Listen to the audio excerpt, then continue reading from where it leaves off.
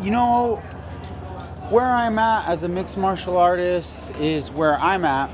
And I knew for a fact that all of those hard fights man, I've had so many tough wars and decisions. And man, I went in there with BJ Penn and gave it my all after getting hurt in the first round. Gilbert Melendez, Martin Kampman. I mean, I have all this experience under my belt. I knew that it takes time and adversity, whether it be losses or wins. Adversity is what makes those levels. And Mickey Gall, he ate his own words, because when CM Punk came into the game, he told CM Punk, he said, CM, there's levels to this game. You can't fight those levels. And I'm like Mickey, you're gonna eat your own words. There's levels to this game. Diego Sanchez is up here, you're down here. I was expecting a finish. I was expecting a first round finish, but the first round didn't play out the way I anticipated it to. I rolled with it. I went with the flow of things. I expected to go in there, blow him out, put him up against the cage, put him down, work my ground and pound. Didn't go like that. The young man, he came in with a lot of emotion, a lot of aggressiveness. He wanted to use all that striking work that he had put in with Joe Schilling, putting in all that hard work. And when he got in there, he hit me with one punch. Well, he hit me with one punch where it was like, like it was. I seen it on his face. It looked like he was lifting weights. It looked like if he was lifting a hard, heavy weight, like pushing. I was like, oh, 10 more of these, 20 more of these. This guy's not gonna have no gas in the tank. He cut more weight than me. This guy's gonna gas. I was like, this guy's gonna gas. I'm gonna change my game plan. I'm gonna play a little bit of rope-a-dope, because I felt good with the movement and the blocking and the moving. He wasn't hitting me with anything solid that was hurting me. And Diego Sanchez at 170 is twice as durable as the dried out, unrested, unfocused Diego Sanchez at lightweight. It's two different men. You can't compare. You can't compare this guy at 55 to the guy at welterweight. I'm walking around at 175. I cut maybe 2-3 pounds. I'm trying to change the game for these young bucks. I want to show them that you can be a champion, not cutting weight, not killing yourself. That you can be a better fighter, going in there healthy. Because your life is on the line. Your brain health is on the line. And these kids don't realize that, we don't get to do IVs like the old school days. The old school days, we used to be able to do IVs, and some guys were on PEDs. I never was on PEDs. I had an all-natural career, but I did use IVs, and they helped me. When I could do them, they helped, and that's how I was able to do 155. They took the IVs away, everything changed. Well, so I'm getting a little distracted by my boy right there. I'm hearing Jeremy and Sabit getting it, and that's a good fight. They're like, how are you gonna do an interview when these two guys are fighting? But any more questions? I'm here. Do you think there's a healthy way to rehydrate orally without the IVs? I've done all the research. I've done all the science. I went to Cerebrum Brain Health Institute in Dallas, Texas at one point to get myself checked out. I wanted to, if I was going to go forward in this sport, I knew I was healthy, but I also wanted to, show the people that I was healthy with some proof. And so I went to Cerebrum Brain Health Institute. They told me it takes 72 hours to recover from that massive of a dehydration, and that your brain is still not rehydrated. I've heard some rumors that some guys still are using IVs. That's the rumors that I've heard. That's breaking the rules, and I'm not gonna risk my career and my job to get that edge. I'm gonna be the guy that says, you know what, screw this, I'm going up to 170, I'm fighting at my natural weight, I can do this. This is 2 wins in a row, 2 Goliaths fell to the David, and I'm telling you, 2019 is my year. I still have the same dream, the same vision, and it's only become more focused. It's only become more realistic to me. My dream is to be the UFC welterweight champion, and I will continue to be that guy that no matter if the rest of the world doesn't believe in me, I believe in me. No matter if the love of my life gave up on me last year, and I didn't give up on me. And I truly believe in my heart and my mind that God hasn't given up on me. I'm 37 years old. I seen Randy Couture do it at 46. I got time. I got time to get better. I got time to give it everything I got and go in there and give an honest effort to become one of the greatest of all time in this sport. So do you think taking away the IVs hurts the health of the fighters? Absolutely. It's a choice. I do think that it hurts the health of the fighters. I think IVs are a great thing and that they should be able to do them. I would still want to do an IV, even though I only cut 2 pounds. But it is what it is. It's banned. USADA says no. That means no. What do you attribute this performance to? Was it more that you were fighting with your back against the wall or trying to do something against a young buck? What was the main thing? Or was it even the weight cut that you felt healthier? It's just timing, everything coming together. My last fight, I went into the fight with a ton of emotional distraction, going into a divorce, and just the worst training camp I could have ever had, my last training camp. This training camp, I had the time to do things the Diego way. And you know what? That is the weirdo way. That is the crazy way. That's doing ice baths and going out in the mountains the day of weigh-ins and burning sage. And I do all kinds of crazy stuff. I am way outside the box, but that's the Diego Sanchez on The Ultimate Fighter. Taking in the energy from the storm. I am the storm. I believe it. I achieve it. I'm different, man. I'm floating on different vibrations than everybody else. I studied. I go and train with the legendary Iceman Wim Hof. I go out there. I meet with him. He shows me secrets. This guy has 26 Guinness World Records. I'm looking to anti-age myself the best I can. Better than Randy Couture, better than Dan Henderson. I'm looking to do it way better than they did because these guys might have been a little bit inside the box. They might have been on some unnatural stuff, but me, I'm a naturalist. I'm in love with nature. I'm in love with God, and that's how I'm doing this career. Everybody asks me, how do you do it still? How do you do it? It's been so long. How do you continue to do it? I do it because it's the passion. I love it. I don't do it for the fame. Maybe Mickey might have been sucked into doing it for a little bit of the fame, the girls, the money, the show. I don't do it for that. I get it. I do this because I get to be a modern day real life warrior. I get to go to war. And tonight out there in the cage, I was veteran. I showed veteranship. I seen him throwing punches. I seen it on his face. I had vision. I seen him. I seen him. I analyzed it. I realized it.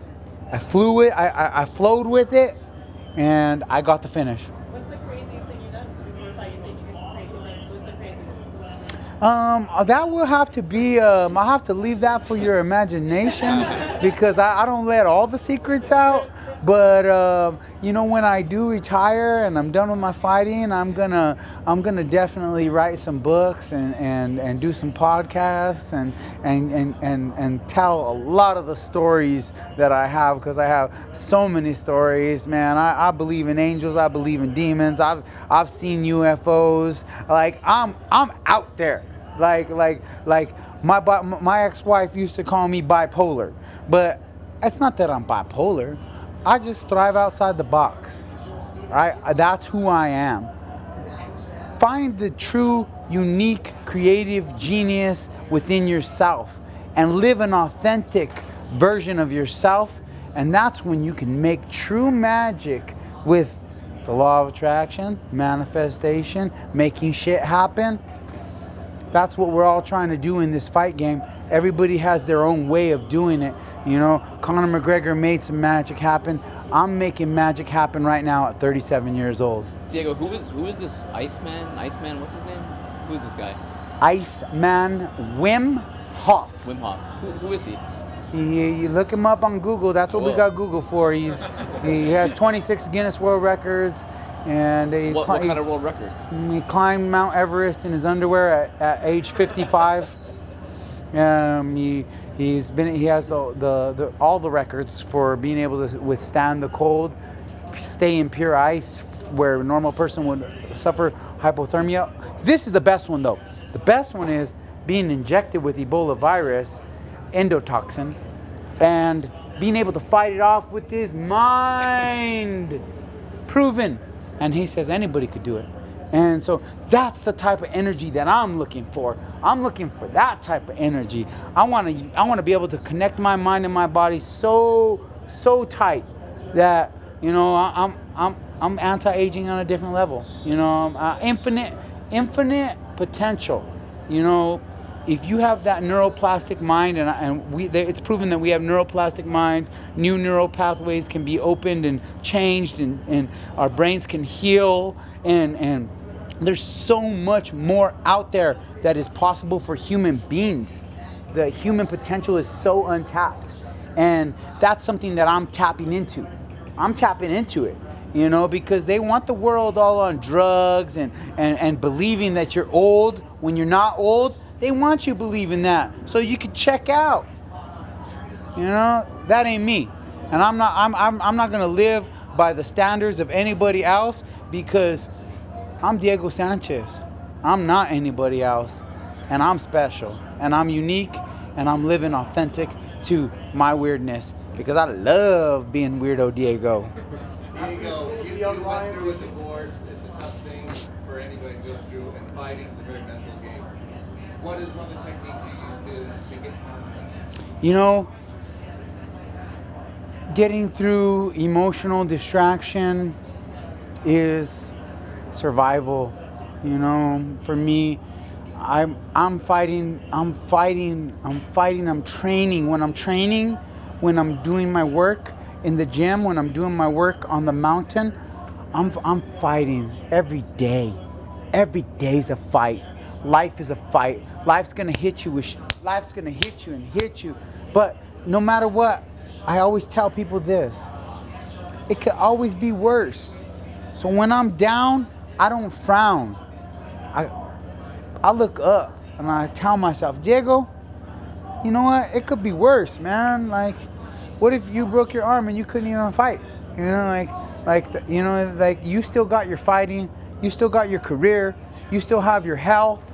You still have a beautiful daughter. You have so much to fight for. Let's go. Let's get it. Be positive and, you know, thriving outside the box who I am. That's, you know, it took me 7 years of figuring it out, you know, living in an unauthentic way, fighting in the wrong weight class, not doing the things that people would consider, oh, you're weird, oh, you're bipolar. No. Now I'm living authentic to my true self, and the results are the results. That's 2 in a row. We go 2 in a row. This is for my dogs. We go 2 in a row. This is for my dogs. We go 2 in a row. Shout out to little baby. I saw that you put on your Insta story a poster of, it looked like Nate Diaz and Kobe Covington in the arena, like a picture of that. Where did you see that? Walking in. Yeah. They had the picture of them for the security. I thought that was funny. They're like, watch out for these guys. They cause trouble. So I was like, what? Are they banned? They're like, no, Kobe's gonna be here. But he tends to cause some trouble. I was like, I gotta post this. T-Mobile Arena. They're on the lookout. What do you think of a guy like Kobe? Is he a weirdo like you? Or was he just... No, Kobe is just different. He's being unique to his true self, and I think he's also still finding himself. I don't know the guy personally, so I've known a lot of guys in this sport, from the Tito Ortizes, and there's been certain guys in this sport that when they get on a camera and when they get under the lights, they become a different person, and to build themselves or whatever it is. But they might be really awesome people outside of that. As far as Colby goes, I just think that I don't think that people really gravitate towards Colby because he tries to be the good guy and the bad guy. And when you try to be the good guy and the bad guy while playing the America card, while being the bad guy, it don't work. You got to find your identity. And I think he's still searching for his identity. That's a fight. That's a dream fight for me. If the stars line up, that's one of the guys I want to fight. If I could get my way in my next fight, it would be Damian Maia. Two legends of the game. He's getting towards the end of his career.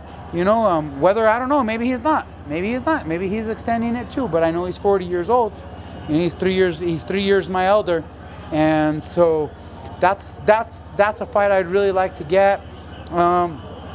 He's agreed to it. We've talked on social media. We tried to make it happen before, so we'll see what happens. I like that fight.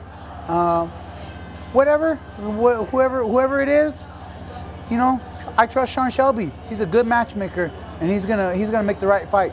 You mentioned Randy Couture and Endo. Is that a long-term goal? Do you want to be the oldest on record, the oldest fighter in the UFC? No, not at all. My goal is to become the UFC welterweight champion, and that is the goal. We'll see. I'm not trying to fight to be the oldest fighter. I'm gonna fight as long as I have to fight, and I still have this passion and this drive to fight. Right now, at 37 years old, I have a lot to fight for. I have so much to fight for. I'm digging and clawing. I'm digging and clawing. I have an apparel line. I have a CBD product. I have some other stuff I'm working on. But that stuff doesn't thrive unless I thrive here.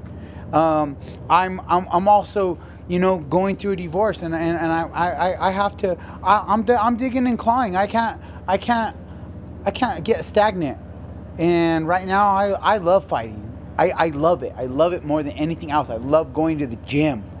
I love training. I love doing training outside the box. I love it all. And as long as I love it this much, I'm going to do it as long as I can. I don't think I'm going to push it, unless if, I might push it. I might push it because if the paydays continue to get better as they are, and I'm working my way up the pay scale.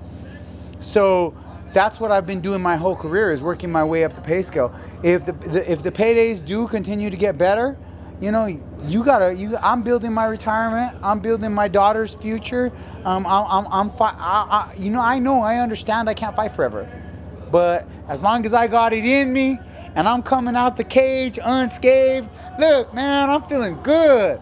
I don't got concussions. I feel sharp. I feel clean. And I just fought a 27-year-old young, hungry lion.